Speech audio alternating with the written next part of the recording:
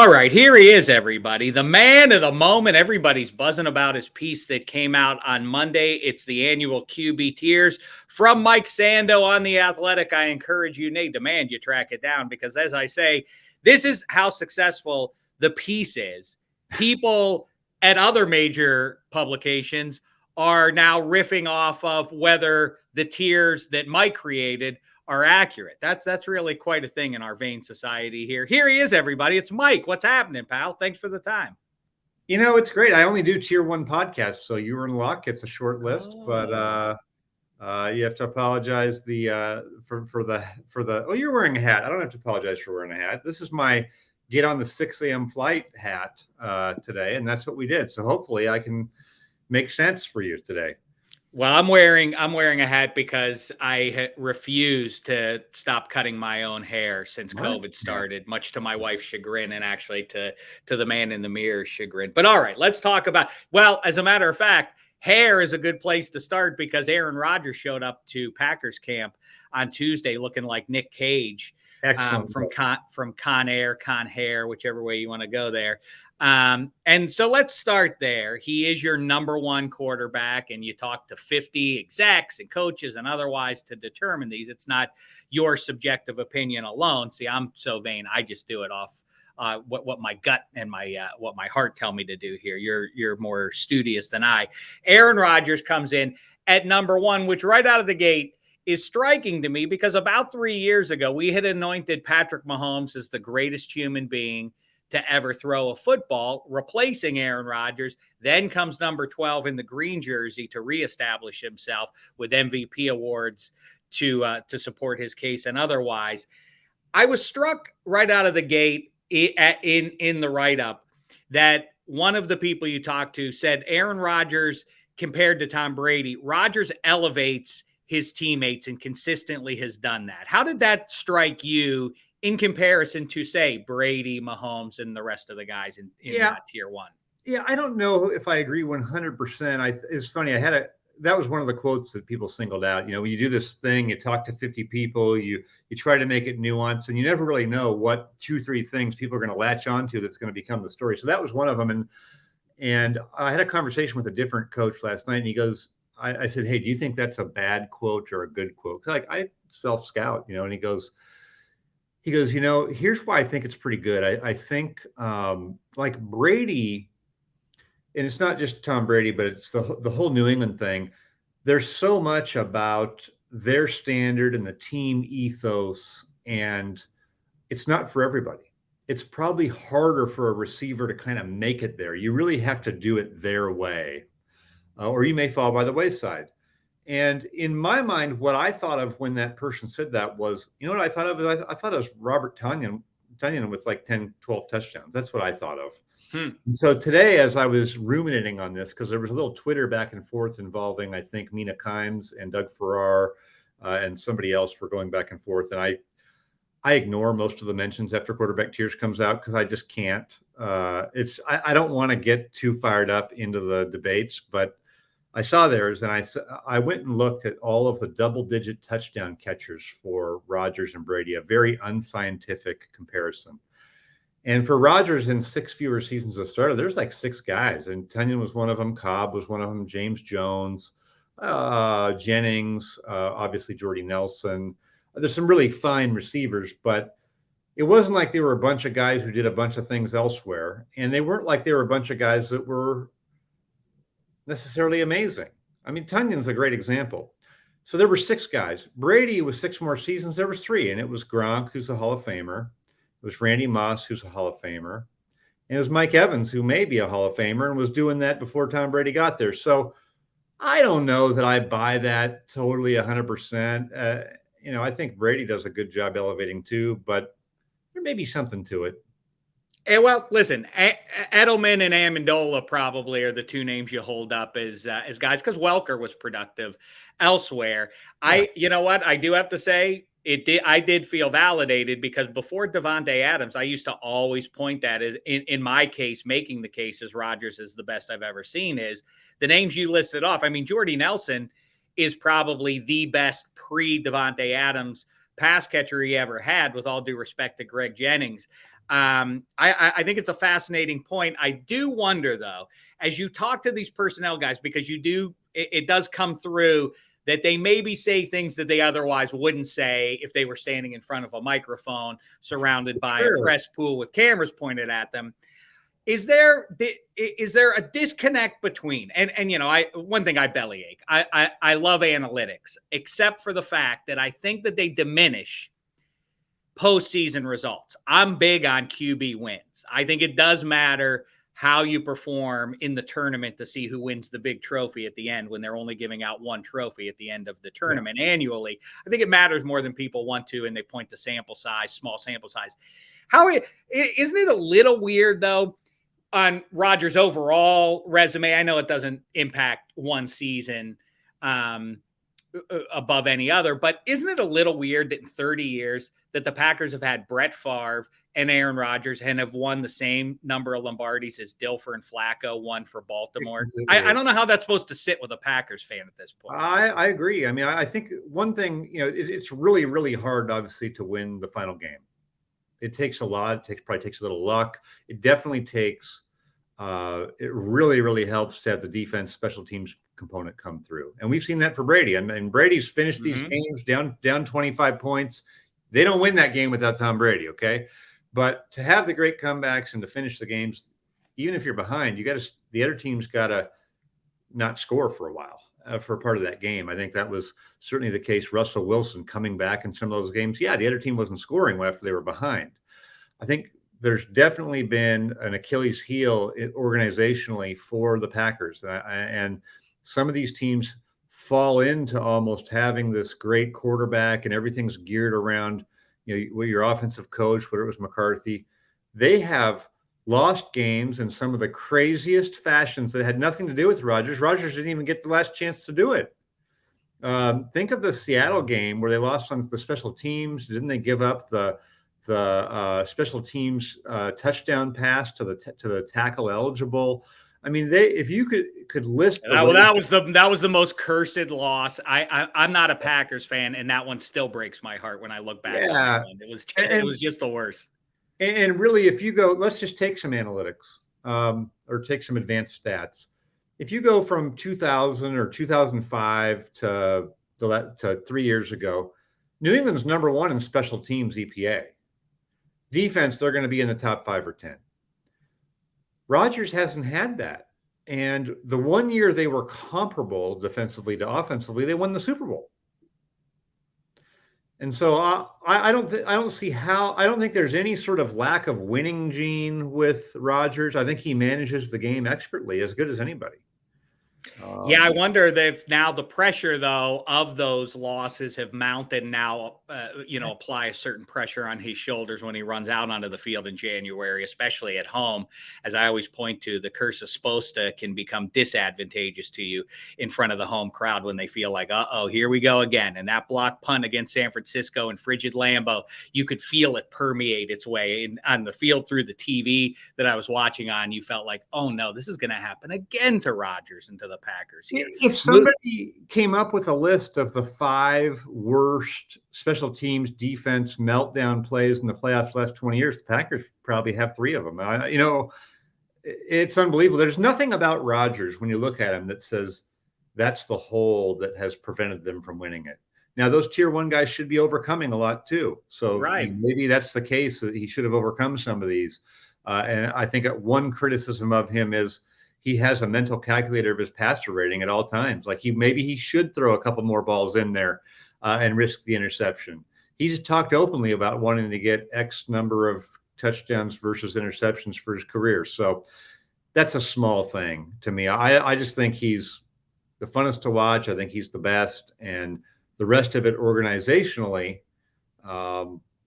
is probably why they haven't won more. And that's great for New England. They've managed to keep the good defense and special teams with the top quarterback for longer than anybody.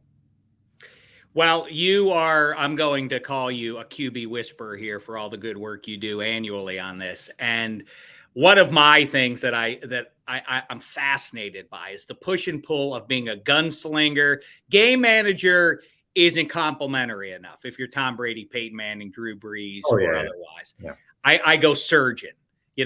Very calculated in their decision making. I was intrigued by some of the comments around Patrick Mahomes, who, that was kind of the knock on him during last season and maybe even the season before, was like, is he disciplined enough to take what the defense are giving him? Can he check down? Can he do it 11 yards at a clip instead of pushing the ball deep to Tyreek Hill? And obviously now it's not going to have that as an option. Mecole Hardman, or maybe replayer MVS or whomever replaces those deep throws. But is your takeaway collectively from the people you spoke to that Mahomes is ready to make that adjustment, is mature enough, I guess is a way to put it. I by the way, using the word mature and everything else, I feel like it now has a stink on it after the Kyler Murray stuff. Like, he doesn't study enough. His own organization is saying that. So I hesitate to say that and infantilize these multi-millionaire 20 or 30 something year old guys. But is Mahomes, do you think, according to these league insiders, ready to make that, very mature decision to check it down constantly? Yes. I don't think that anyone has concerns about Patrick Mahomes. Now, it will be different without Tyreek Hill. And so, it has to be now, right? They needed to morph last year, even with him, just by the way the coverages they were getting. And now I think they have to do it. So no one is saying they can't do it. No one thinks there's a fatal flaw with Mahomes. We did get one voter, to give him a tier 2, which frankly I love. Like, you talk to enough people, you get something. I didn't anticipate that, but he had a reason, and it was, ability to read defenses at a truly elite level. And maybe we saw some of the shortcoming of that last year, but I got no worries really on Mahomes, especially, he's got Andy Reid there. There's a lot of boxes checked there that you think he's going to be really good for a long time. I'm already realizing this could go on for 2 hours, and I don't want to hold you up nearly that long. So I'm going to move. I would love to talk about the 45-year-old man in Tampa and whether or not he's hung on for one too many years, like a heavyweight prize fighter or something else. But I'm going to leave him out of this next question. Yeah. 3 years from now, who's number one? Who do you think is in the tier 1? And I get that's not exactly the exercise, but who do you think is number 1? Because Burrow, Mahomes will probably still be in the conversation. Herbert, or is there someone else that you have your eye on? Okay, so Mahomes is leader in clubhouse, but to me, Justin Herbert is really interesting. Like, that would be the person if I had to pick somebody other than him. Because when you think about it, for him to be in tier 1 after 2 years of not making the playoffs, they didn't even beat the Raiders last year. You got a 15-17 record. You're talking about winning. And yet everyone just rubber stamps him into tier 1. There's been a lot of guys who bumped their heads up against the top of tier 2, and people are like, no, look, they just haven't done it. Let me see him drive a little bit more team success. Like, the comments I have in there about Justin Herbert are like, oh, I saw this guy live. I was like, oh my God, he's better than I thought. People are pushing him in there without reservation, without having done anything from a team standpoint, right? They haven't done anything. They haven't even made a dent in the playoffs. So that is telling, because people that vote in the survey don't do that. So to do that with him, with 36 of the 50 votes right now, and the other 14 are just like saying, let me just see it another year. We don't need to anoint. But that's a real endorsement of the talent that he has. So that might be the guy to sort of look out for, if he's already getting that acclaim. I'm hearing a ton of buzz, and it, goes back to December and January 6 months ago, but the makeup of Burrow, I hear a ton about. But yes, there's something electric about Justin Herbert, and it was obvious the first time he got jammed into a game at the last second, and then the following weekend or was it a Monday night, whatever it was, in New Orleans, you realized, oh my goodness, what they took Tua in Miami instead of this guy. Yeah. An overarching question for you, and then just a couple more real quick for you. Yeah. Another thing that I talk a ton about is the notion of full QB saturation. Back in the 80s, there was Marino and, Montana and Elway. And then you got in the 90s, Favre and Aikman and Young got into the mix, and Randall Cunningham and Warren Moon was around there. But it's really this millennium where the wealth of high-end quarterbacks, or at least intermediate level quarterbacks, has now populated pretty much all of pro football. I contend that, listen, contracts get in the way and draft slotting gets in the way. But for the most part, there are more there are literally more viable starting quarterback options out there than there are slots to be filled in 2022. How say you? I don't know if I would go that far because I feel like at the end, Marcus Mariota, I mean, do you want to see that this year? Do you want to see a second overall pick, halfway, won a playoff game, at least one. He's not terrible. Plus Ritter. That seems like if that's, I feel like if that's the bottom of the barrel, or if Trubisky and Pickett, or if it's Locke and Geno, like I feel like if that's your bottom five, I feel like doing pretty well. And plus Jimmy G still is out there. Yeah. Here's what I think's changed. I think the game has changed to where everyone now is at least trying to play offense to a degree that they weren't 30 years ago. And it is easier to do so. It's easier to have your quarterback out there, and they're all coming from passing game offenses we used to have in college and high school, really not even that long ago in high school. Really take your air out of it offenses where you're just trying to get through the game and make it be 10-7. That's not football at all to the same degree. People are on Pete Carroll for being conservative, and shoot, they're passing the ball way more than a conservative team would have been 30 years ago. So that aspect of it, I think everyone's trying to pass the ball. They're better at it. The teams are just better at it. You're right. If we went back and looked at the worst quarterbacked games from 30, 35 years ago, I think people would be shocked to see how bad it looked. And 4 or 5 interceptions. Some of that it was just easier to play defense. I always say this: who are the 5 most feared hitters in the game right now? They don't exist. You could get hurt playing pass offense back then. A lot. Your quarterback would get hurt. It is a different, easier game to play on offense right now. And I think we're seeing that reflected in that. You are exactly right. I am not contending that somehow magically better human beings have been generated. Right. But, well, I mean, I don't know. Maybe if people are taking, I don't know what people take in their. No, they were on steroids back then more than they are now, Right. Yeah, exactly. Right. Yes. But yeah, defense is harder to play. Offense is a breeze. And these guys are entrenched in throwing the ball. Forget college. People always talk about pro style offenses in college. Look at high school. Guys are slinging it around now at a level that just they never would have. In the Big 8 in the 80s, they throw more in high school than they did than Jamel Holloway ever did when he was an Oklahoma Sooner. Right. So, okay, I feel a little validated there. And then Lamar Jackson is the quote that has made all the news here. And one anonymous person, and a lot of people have floated who they think it is. Do you want to share now who it was? Really? People are floating who they think it is? Oh, yeah. Oh, yeah. You haven't seen that? I am not paying that close of attention to it. I just really. Oh, I thought you were being sarcastic. Oh, yes. No, people have decided it's a defensive coordinator in our nation's capital. That's the most prominent name I'm seeing. Hilarious. Here's the thing on Lamar Jackson. I mean, look. This is the promotion of your stories. I guess it's all like Don King used to believe there's no such thing as bad promotion as long as they're talking about it. But totally out of context, the quote. The section on Lamar Jackson's very, very balanced. It's very fair, and contrary to I think the perception, everyone agrees what he is.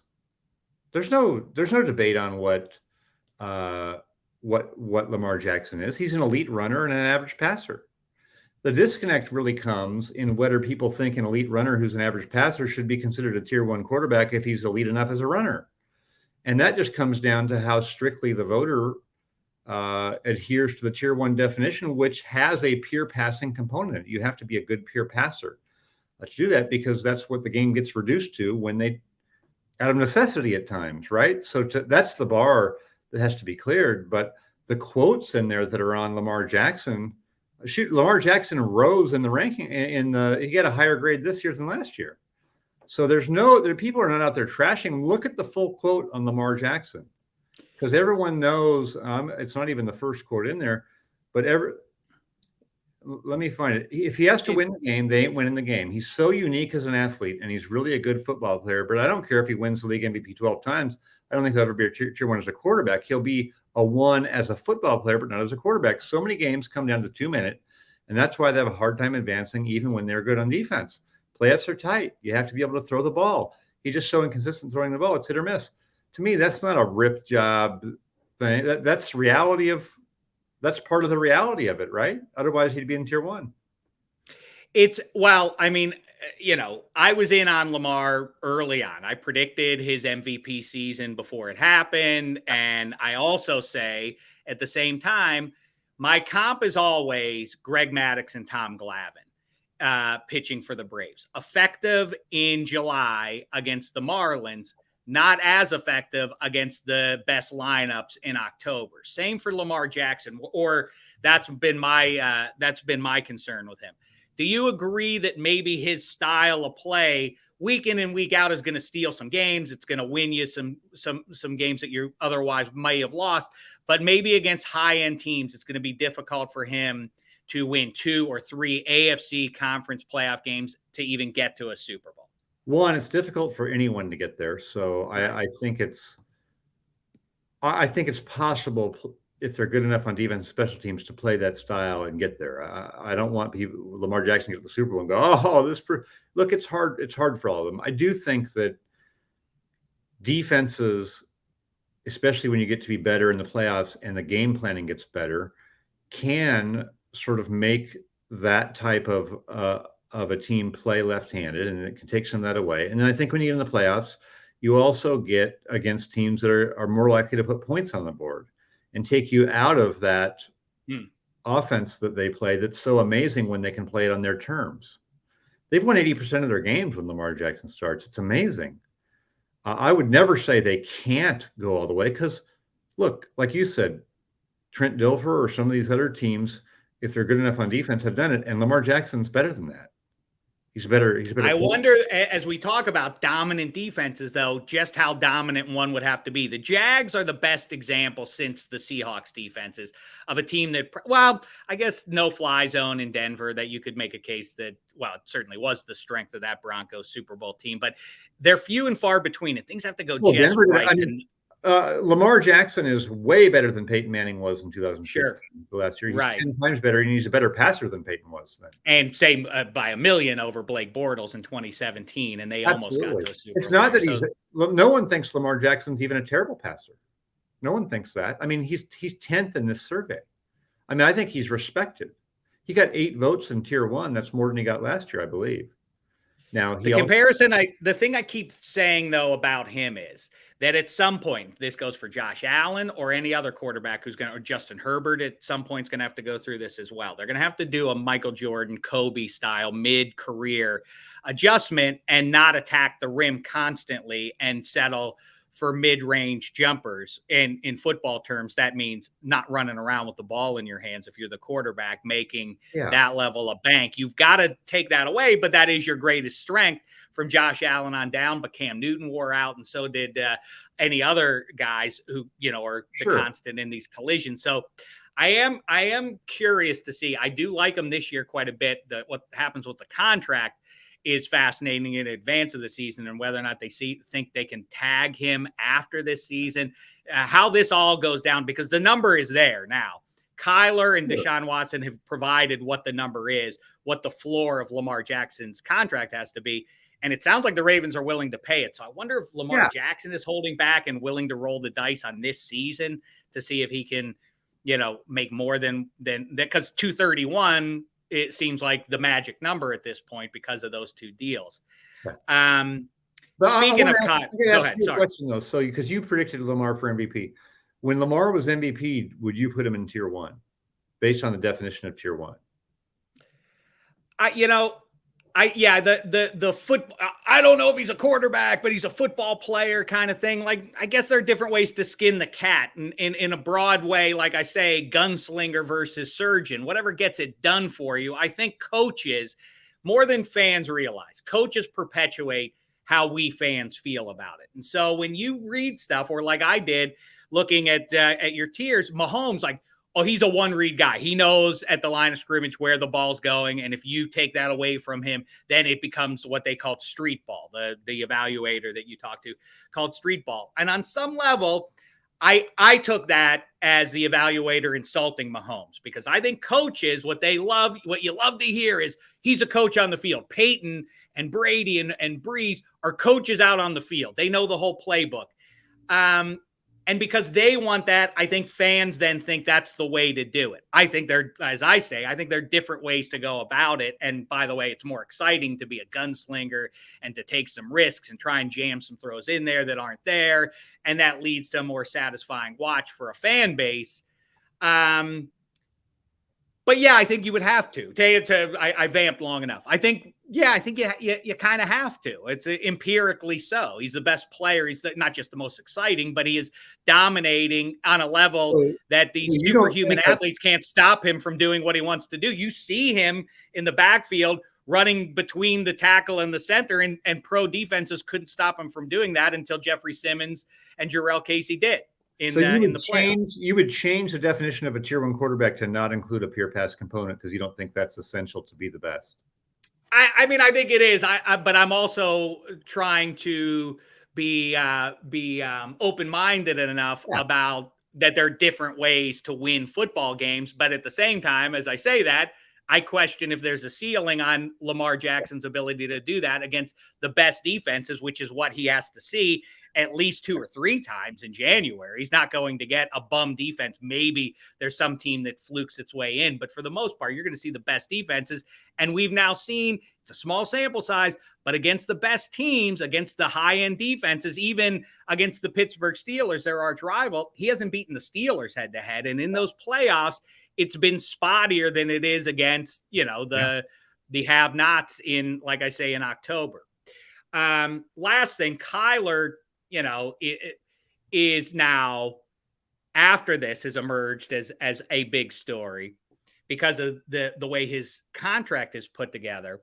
Where do you come down on this? Where it first hit me, I'm generally player friendly, but it hit me as a slap in the face to Kyler that they would play. He's a grown man. He's short, but he's still a grown up. I mean, that they would put in a thing you have to study 4 hours. It's a weird number because it's not a real. I mean, what, 4 more hours? It's sending a message that then is leaked to the public. Like, well, you better hit the books, young man. 4 hours a week. People don't say great things about him, of what they hear, and all along those lines. And some of that's sort of filtered out in some of these quarterback tiers things or other things, right? So for them to have that contract is just amazing to me. Mm-hmm. Like, I mean, it just really, that would never be in there unless that's a problem, right?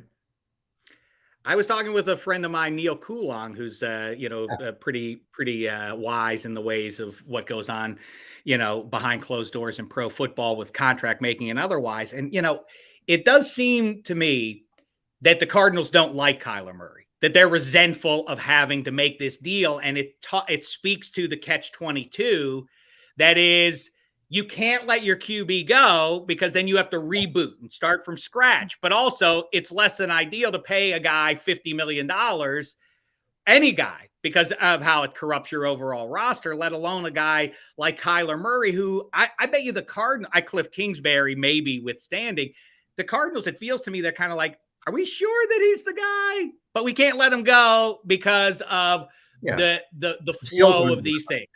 Right? Because it's not another position where you can bring 3 guys to camp. You either have one or you don't. And if you don't, everybody gets fired. So, and that's the leverage Lamar has over the Ravens. If he decides I'm not showing up, they have to pay him that day because they can't throw away this season. I mean, Lamar's just so different from Kyler. No one's worried about his work ethic. The guy's amazing. I mean, his teammates love him. People who play with him respect him. Everyone respects Lamar and just what he's about.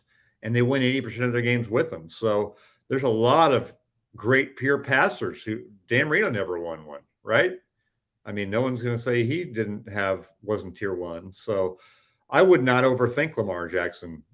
To me, he embodies their team, unless you want to change and be something totally different.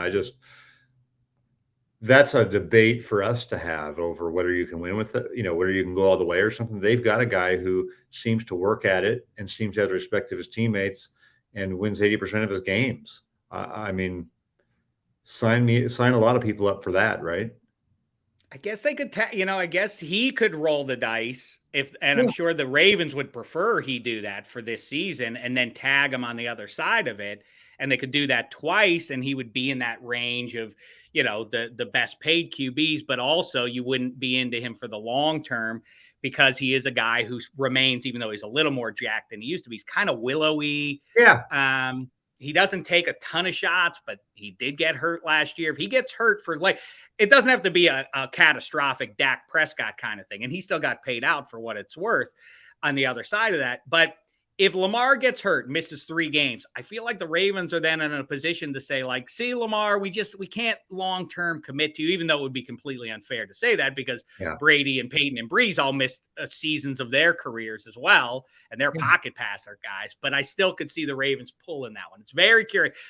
We can talk about who's going to win, Trubisky or Pickett? Who cares? Neither one of those guys is winning the Super Bowl this year. The 2 big looming stories are Lamar Jackson's contract and what happens with Deshaun Watson. So at least we're in the right division.